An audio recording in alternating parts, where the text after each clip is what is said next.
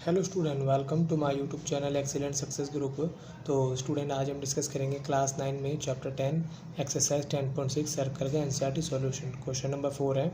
इसको डिस्कस करने से पहले मैं आपको बता दूं, यही क्वेश्चन हम दो मेथड से करेंगे। सबसे पहले मेथड नंबर 1 करेंगे, ठीक है। उसके बाद हम मेथड नंबर 2 अगली वीडियो के अंदर डिस्कस करेंगे। तो इस क्वेश्चन में बोला गया, let the vertex of an angle A B C का जो वर्टेक्स एंगल है यानी कि एंगल बी जो है वो is located the outside a circle, circle के बाहर की तरफ बनाए गए हैं। Let the side of an angle intersect equal cord, यानी कि जो हमारा ये ट्रायंगल था, इसकी जो साइड है, ठीक है, जो इक्वल कॉर्ड बनाती है ए डी और C E with the circle, circle में बनाती है। प्रूव करो कि angle A B C is equal to the half of the difference angle subtended by the chord of A C and D E at the centre. कहने का मतलब क्या है, देखो, सबसे पहले बनाते हैं हम अपना angle A B C. Angle B को हम बाहर रखना है सर्कल से, ठीक है। तो यानी कि हमारा जो एंगल है वो कुछ इस तरीके से बना हुआ है। इसका नाम रख दिया मैंने ए बी एंड सी। ये एंगल हमारा बाहर की तरफ हो गया, ठीक है। फिर हमें आगे बोला गया है कि इसके अंदर जो इक्वल कॉर्ड है, पहली है ए डी, तो ए पॉइंट ये रहा मेरा, तो हमारी ए डी ये हो जाएगी। दूसरी कौन है, सी ई, सी ये रहा, तो ई हमारी ये हो जाएगी। दो कोड होगी, ये बिल्कुल सीधी लाइन होगी। मेरे से थोड़ी गलती से लेकिन बनाने में टेढ़ी होगी, बट ये बिल्कुल स्ट्रेट लाइन है, ये भी बिल्कुल स्ट्रेट लाइन है, ठीक है। अब equal to the half of the difference of angle, यानी कि अभी जो सेंटर पे एंगल बनाएगी, मैंने डी को ओ के साथ ज्वाइन कर दिया, ए को ओ के साथ ज्वाइन कर दिया, ओ को सी के साथ ज्वाइन कर दिया, ओ को ई के साथ ज्वाइन कर दिया। तो यानी कि हमारी जो ये कॉर्ड है ए डी और सी ई, यानी कि हमारी जो ए सी और डी ई दो कॉर्ड बनेंगी। यानी कि ए को मैंने सी के साथ ज्वाइन कर दिया और डी को ई के साथ ज्वाइन कर दिया, ये दोनों कॉर्ड बनी।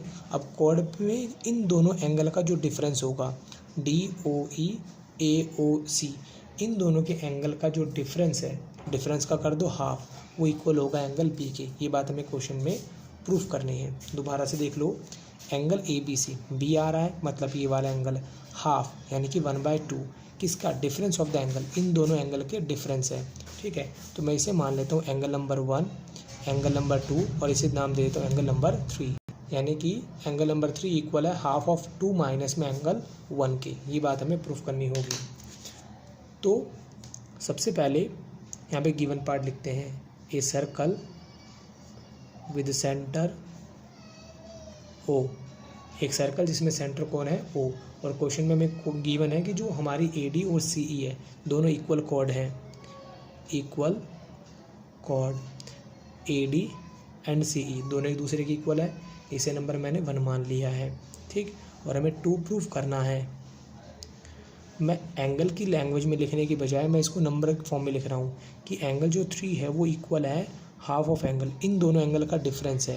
यानी एंगल 2 माइनस में एंगल 1, ये भी हो सकता है, या फिर एंगल 1 माइनस में एंगल 2, ये भी हो सकता है। यहाँ पर मालूम नहीं है कि ये एंगल बड़ा है या फिर ये एंगल बड़ा है। दोनों में से कोई भी सिचुएशन आती, दोनों ही करेक्ट होंगी, ठीक है। 2 - 1 आ जाए, हाफ के इक्वल होगा एंगल 3, या 1 - 2 आ जाए।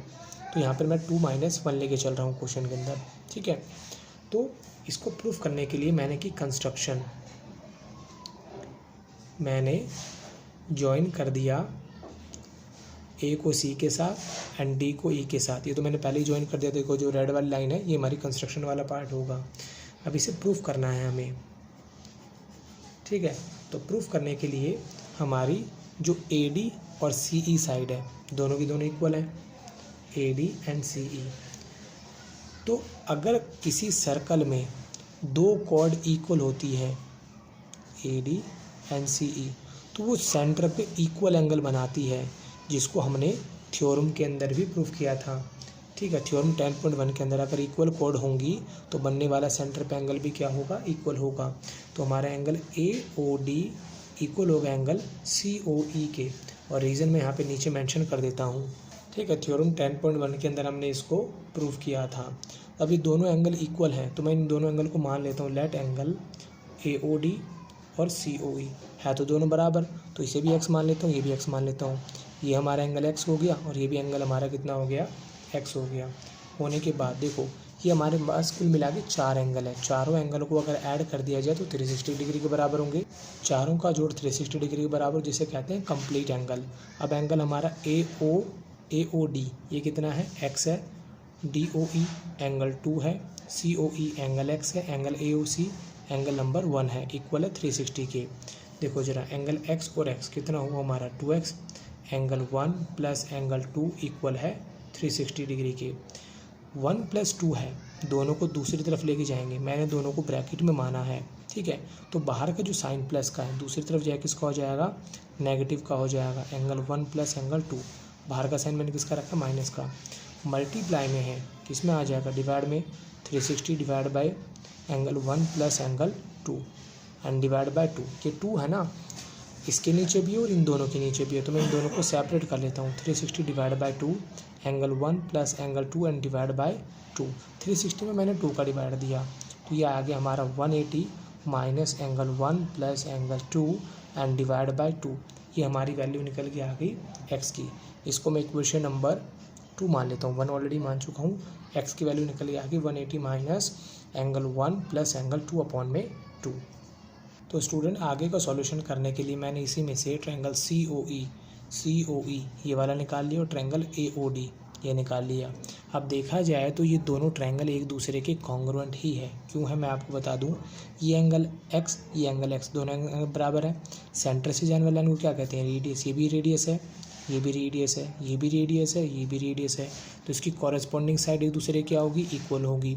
तो ये हमारे दोनों ट्रायंगल COE कॉन्ग्रुएंट होंगे ट्रायंगल AOD के बाय SAS। क्यों, दो कॉरेस्पॉन्डिंग साइड के बीच का एंगल, दो कॉरेस्पॉन्डिंग साइड के बीच का एंगल एक दूसरे के इक्वल है, तो दोनों साइड एंगल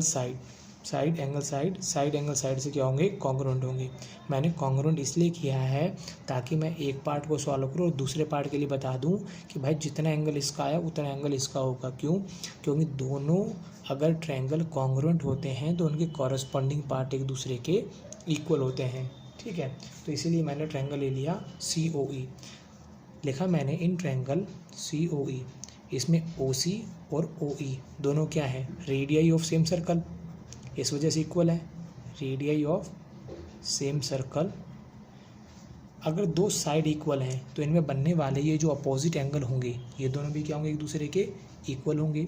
OCE इक्वल होगा एंगल OEC के, और रीजन हो जाएगा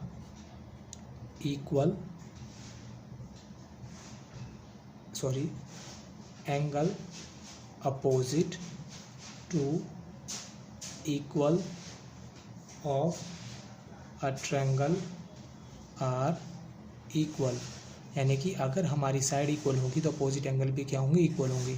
मैंने एज्यूम कर लिया let angle OCE and angle OEC दोनों को मान लिया y, कि ये भी मेरा एंगल y है और ये भी एंगल y है।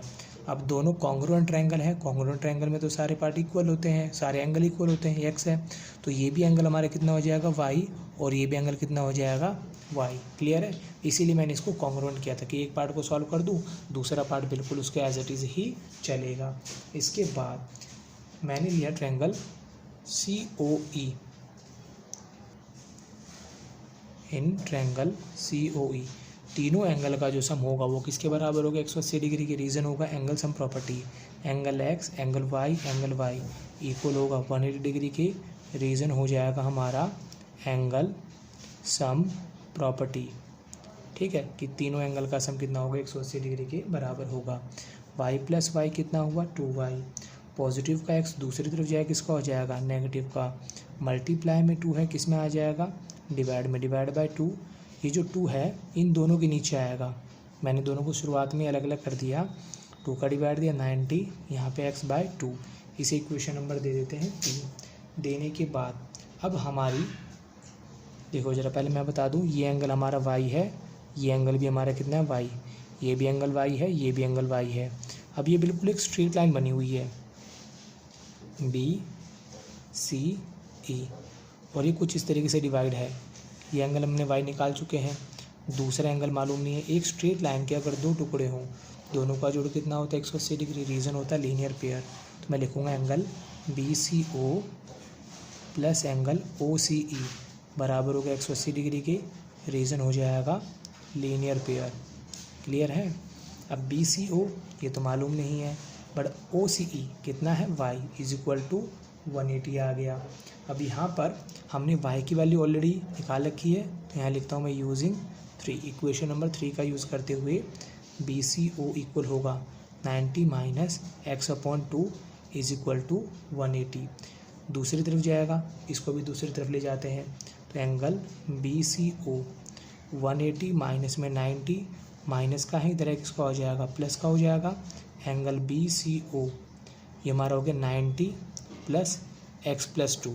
ठीक है, जैसे हमने इसको निकाला है बिल्कुल सिमिलरली जैसे कि BCO आया है उसी तरीके से BAO ये भी हमारा कितना होगा 90 प्लस में x 90 x प्लस में 2 होगा। क्यों होगा? क्योंकि भाई ये x है, ये भी देखो इधर x है, अगर लीनियर पेयर से सॉल्व करोगे तो सेम वही वैल्यू निकल के आएगी जो इसकी निकल के आई है। ठीक है, तो मैं लिख देता हूँ सिमिलरली एंगल BAO ये भी 90 प्लस x/2 होगा।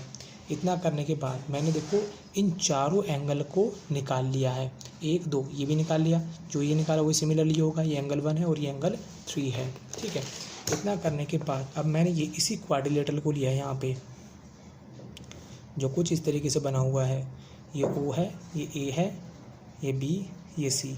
इस एंगल को हमने निकाला है 90 x/2, ये भी सेम है 90 x/2। ये हमारा एंगल 3 है और ये हमारा एंगल नंबर 1 है। मैंने लिखा इन quadrilateral AOCB angle A, angle B, angle C, angle O इन सभी का जोड़ किसके इक्वल होगा 360 डिग्री के बराबर होगा। एंगल A है 90 x/2, B है एंगल 3, एंगल C है हमारा 90 x/2, एंगल O ये 1 दे रखा है इज इक्वल टू 360 आ गया। 90 प्लस 90 180 हुआ। देखो आगे कुछ नहीं 1 मान लिया, आगे कुछ नहीं 1 मान लिया, 1x/2 1x/2। ठीक, प्लस में एंगल 1 इज इक्वल टू 360 आ गया। इतना करने के बाद 180, ठीक है, दोनों में से मैंने हाफ को कॉमन निकाला तो यहाँ कितना बच गया, x प्लस में x plus 1 is equal to 360। यहाँ 180, 1x प्लस 1x कितना हुआ 2x divide by 2 plus 1 is equal to 360। 2 से 2 कैंसिल हुआ, 180 is equal to x plus में 1 इज इक्वल टू 360। अब यहाँ लिखा मैंने यूजिंग 1, हमने x की वैल्यू इसमें पुट की, x की वैल्यू जो हमने इक्वेशन नंबर 1 में निकाली थी क्या थी 180 minus angle 1 plus 2 divide by 2। यहाँ लिखा मैंने 180 minus angle 1 plus angle 2 and divide by 2, ये मेरी x की वैल्यू आ गई। साथ में कौन चल रहा है angle 1 is equal to 360। 180 plus 180 कितना हुआ 360। ठीक है, और यहाँ पर angle 1 plus angle 2 and divide by 2 plus में 1 इज इक्वल टू 360 हो गया। पॉजिटिव का 360 है, दूसरी तरफ ले आते हैं, किसका हो जाएगा नेगेटिव का, और ये नेगेटिव के दोनों हैं, दूसरी तरफ जाएंगे किसके हो जाएंगे प्लस के, एंगल 1 प्लस एंगल 2 अपॉन में 2, और ये एंगल 1 है, एंगल 1 दूसरी तरफ जाएगा किसका हो जाएगा नेगेटिव का, माइनस हुआ कितना हुआ 0 निकल के आ गया। अरे ये एंगल 3 तो हमारा छूट गया, साथ में इसके एंगल 3 भी है, ये एंगल 3 साथ साथ ही चल रहा है इसके, एंगल 3 पीछे छोड़ दिया इसको, एंगल 3, तो यहाँ पर हमारा एंगल 3 बचा हुआ अभी भी 0 नहीं होगा, यहाँ पे एंगल 3 होगा। अब मैंने इनका एलसीएम लिया, एंगल 1 प्लस एंगल 2, नीचे कुछ नहीं डायरेक्टली मल्टीप्लाई कर देंगे, 2 टाइम्स ऑफ एंगल 1 एंगल 3। अब एंगल 2 तो मैंने ऐसे लिख दिया, ये 2 टाइम्स है और ये 1 टाइम्स है, 2 टाइम्स में से 1 टाइम्स माइनस करेंगे तो 1 टाइम्स ही बचेगा, डिवाइड बाय 2, एंगल 3 इक्वल आ गया एंगल 2 माइनस एंगल 1 अपॉन में 2। यही बात हमें क्या करनी थी प्रूफ करनी थी। देखो जरा, एंगल 3 इक्वल होगा हाफ ऑफ एंगल 2 माइनस में एंगल 1, ये नीचे हाफ रहा, 2 माइनस में 1 इक्वल होगा 3 के। इसी के साथ हमारा क्वेश्चन नंबर 4 यहाँ पे कंप्लीट होता है। ये इसका मेथड नंबर 1 था। अगली वीडियो में इसका मेथड नंबर 2 डिस्कस करेंगे। अगर आपको वीडियो पसंद आया तो वीडियो को लाइक करें, शेयर करें, कमेंट करें और इस चैनल को जरूर सब्सक्राइब कर लें। मिलते अगली वीडियो में। Okay, bye bye, thank you.